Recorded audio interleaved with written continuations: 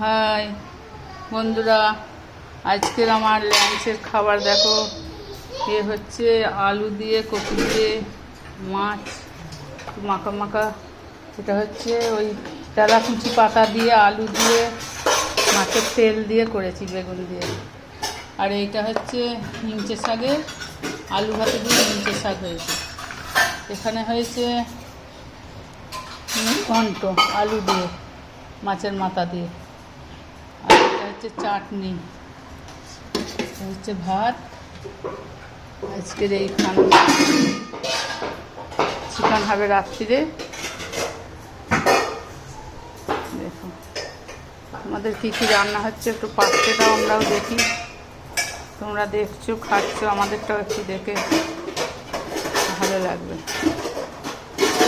Subscribe করো, like করো। High বন্ধুরা।